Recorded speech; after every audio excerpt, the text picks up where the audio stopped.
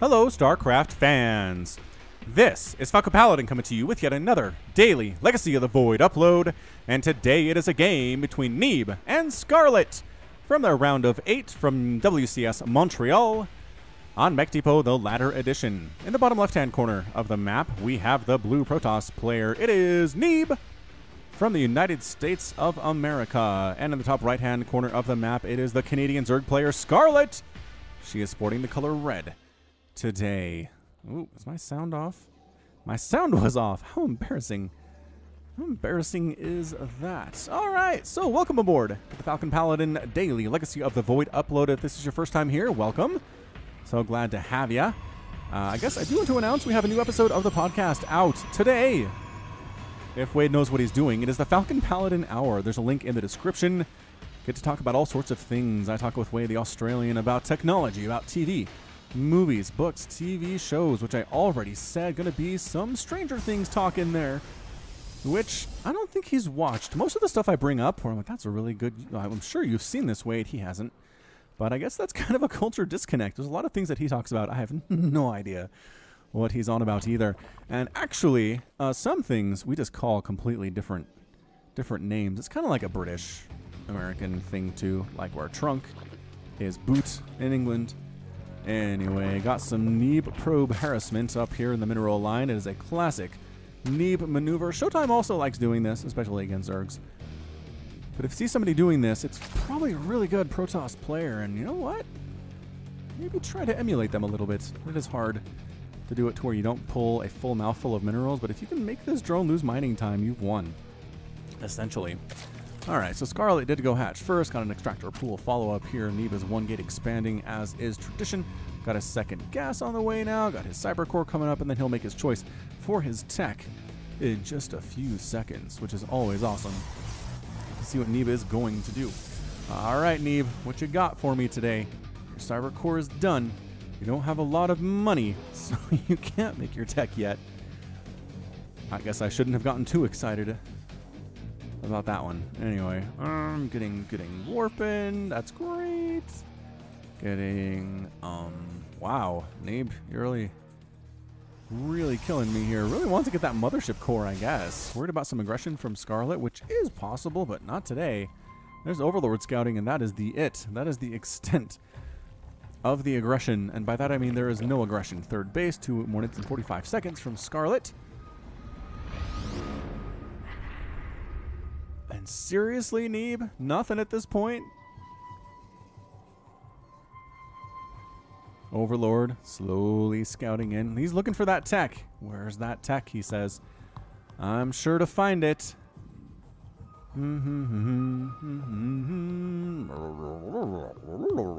That's actually what he says. I just translated to English for those of you listening. It's actually kind of a funny shot coming straight at you like this. You can see his eyes and his mandibles and spikes on his head. I don't think those are antennae. For the longest time, I always thought these two giant bulbs on the side of his head were his eyes. But those are just bulbs. The head is actually down here and very, very tiny. All right, help me out. Help me out, Neeb. Where are you? Robotics facility right at the front. All right, man. Robo facility right at the front, which means the Overlord doesn't scout this because he already passed this 45 minutes ago. Tickle cannon.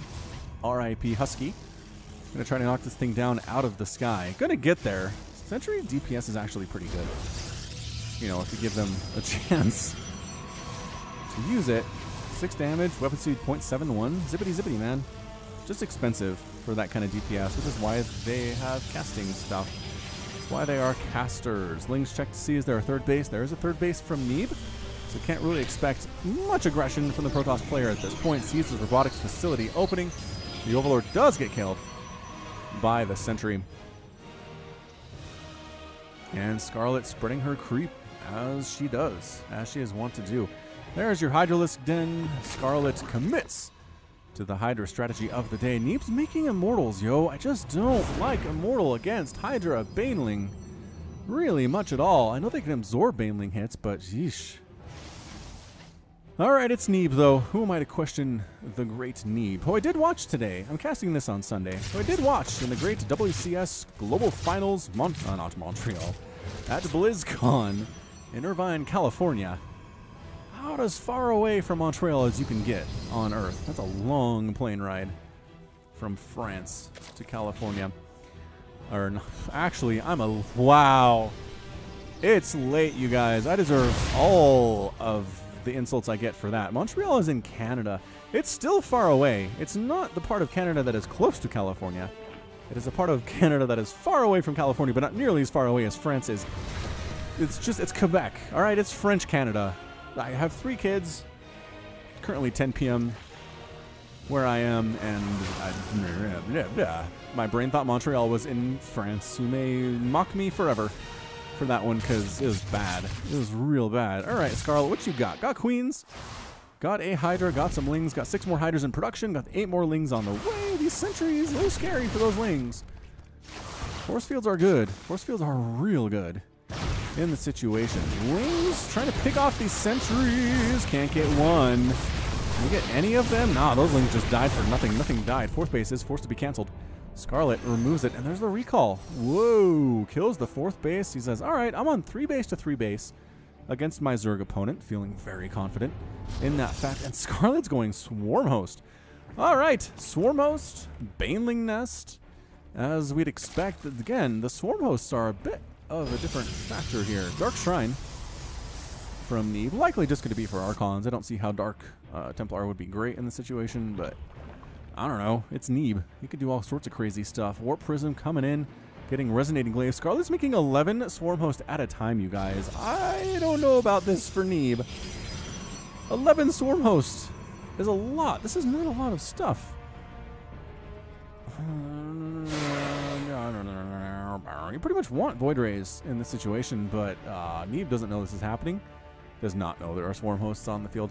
Swarm Hosts, I think, are going to try to set up possibly on the low ground and launch into this 3rd base and get some kills. Possibly they might be just drafted in defending because an attack is coming from Neeb right in the front door. 30 lings in production for Scarlett. Getting more and more Banelings, getting more and more Hydralisks, getting this 4th base killed again for the 2nd time. I don't think there's any saving it. The force fields are going to shut off this ramp. Ready, set. Ah, doesn't even bother. Maybe it should have, though. Oh, no. Actually, Scarlett abandoning the 4th entirely. All right. Oh, get that creep tumor. Doesn't get the creep tumor. Dark Templar. There are DTs right in the middle of these Swarm Hosts. No, the Swarm Hosts marching to their deaths. Right across the map with really no support. Dropping some Locusts, which are pretty good. But oh, the Warp Prism Micro. Man, a bunch more of the Adepts should have died there. I was going to say that, but these Swarm Hosts did make it across the map here. Up to Neeb's 3rd base. And here we go. Big old group of Locusts. About 16 of them. Actually going after pylons and gateways, which is not exactly what you want. Meanwhile, Neeb says, enough of these shenanigans. Oh, look at these force fields. Oh, the force fields are disgusting. Everybody trapped back there. And the Hydras are okay with that. Lings, Banelings flooding in through the right side. Drones here to fight as well. Is there enough Hydras here to do this thing? But nope, a brand new swarm of Adepts with Resonating Glaives just cleaning up this Hydra group like they are not even there. The 3rd base is done. Locust still trying to murder stuff if at all possible. Locust Swarm Host going home, and actually, whoa, Scarlett taps out with the GG.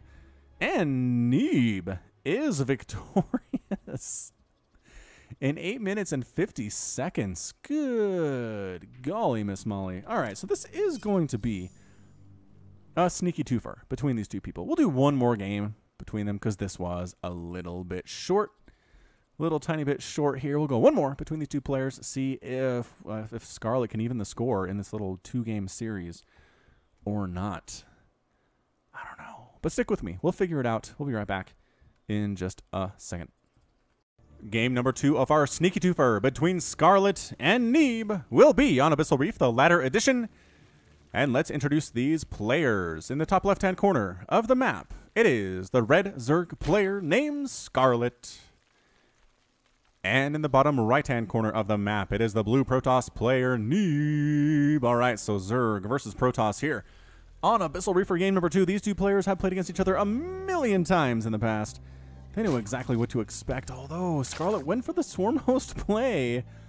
I don't know. I feel like if she'd kept him at home, she could have defended, but instead she didn't have enough Hydras, didn't have enough Lings or Banelings to handle the number of force fields that Neeb brought along. That attack at the third base, where Scarlett's Lings and Banes were trapped between these geysers and the hatchery, it was a thing of beauty out of Neeb. Just fantastic. All Protoss players should aspire to be able to do that someday. So one get expand opening here from Neeb. Scarlett, on the other hand, is trying to go hatch first, but guess who threw down a blocking pylon? Yeah, it's Neeb. It's that guy.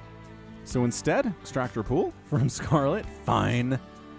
I won't go for a hatch as early as I wanted to. Just so frustrating. Not game ending, right? This doesn't make Scarlett lose the game, but cancels. The pylon comes back in for more blocks. Scarlett doesn't have enough money to go for a hatchery anyway. But you know what? Neeb's okay with keeping the Zerg player on one base. Oh, just kidding. What is this? Scarlett?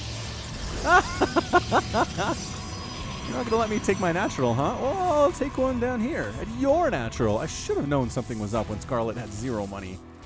That didn't make any sense. And then does throw down the natural base back home, too. She does. All right, so the probes are going to zap down this hatchery. They're not all... Notice these are not all of the probes. This is 6 probes, you guys. That's all you need. 6 probes can win this fight. Watch. See how this HP thing's going down? That's all you need. A Zealot joins the party. It goes down a little bit faster. I think Scarlett's going to have to cancel this. It is lost mining time for me, but it's not great for Scarlett either. So again, I think it's a wash at this point. And there's the cancel. The drone trying to get out of there. Does he escape? He does. The drone gets out. Nice juke out of Scarlett's drone there. And the blood's in the way, but the blood doesn't stop the construction of a Nexus. Not a mighty Nexus. I mean, Creep does, but not the Nexus. You'd think the Protoss, after thousands and thousands of years of fighting against the Zerg, would figure out how to build stuff on that sticky ground substance that the Zerg throw out. At some point, maybe we use a flamethrower and burn it off. And then make the Nexus there. Yeah? Yeah? I feel like that's an okay idea. Anyway, no creep to worry about. Natural base does go down for the Neebster. Does anybody call him the Neebster? Probably not. Probably not. This fish is on the ground swimming through tires. Where did you go, fish? No! You went into that bush and hid. Maybe, what is that? Ah, Zealots are here from Neeb. Hello, Zealots. You walked all the way across the map. Alright, some Lings are here. There's a Queen here. There's an Adept here, too. What an aggressive attack here from Neeb right now. Just really hacking away at this natural base as fast as they can. Queen trying to help. Adept and Zealot, though, pretty scary. Lings popping out. Scarlett desperately trying to do this thing in a way that doesn't lose too much stuff. And yeah, this will work. This will do nicely. Lings and Queens versus the Zealots. The Adepts forced away. And Scarlett does clean it out. 21 to 27 Harvesters, though. Have any drones been killed? No, no drones or probes have been killed to this point. Scarlett droning up a little bit here. 3-4 drones at a time. Going to try to catch up to our Neeb. Is about 7 workers ahead. No, only 4. Let's see how this works. And a third base coming down for Scarlett, just south of the main base. Evolution chamber for Scarlett. Bloop. Popping right on up. And it's going to be robotics facility as the tech of choice from Neeb today. Which it was in game number 1, if you remember. It was Immortals. Pretty much Immortals. I think maybe he had an observer with him. Dark Shrine for Neeb too, though. This is new. This is new from Neeb. What's he going to do with it is my question. Dark Templar or Archons? Likely Archons. You don't see a lot of DTs. Right? Don't see a lot of DTs these days. Against Zerg, anyway. Here it comes. A Ling attack. Just trying to scout stuff out. And it does kind of keep Neeb at home. You really don't want to leave. Yeah, had to cancel that transfer. Wanted to get out there and get some scouting, but the Lings forced that to not happen. And Warpgate chain. Warpgate transformation on the way. And now they are warp gates, which are just so much cooler looking and more functional than regular gateways, as it turns out. That was a warp prism, wasn't it? Indeed. Neeb has a warp prism heading on out. Scarlett does not see this coming. Scarlett has nothing in position to see this. It's going to be good. It's going to be some special tactics from our American Protoss player. Boom, boom, boom, boom, boom, boom, boom. Actually, these are DTs. All right, Neeb, leave it to you to prove me wrong. Spore Crawler coming up here at this third base, but it's not done yet. Small window in which to try to get stuff done. And nope, there's your detection. And Dark Templar all get picked up and saved by the Warp Prism. I thought for sure they were dead, but Neeb was on top of it. Neeb's not going to send his DTs to die for no reason.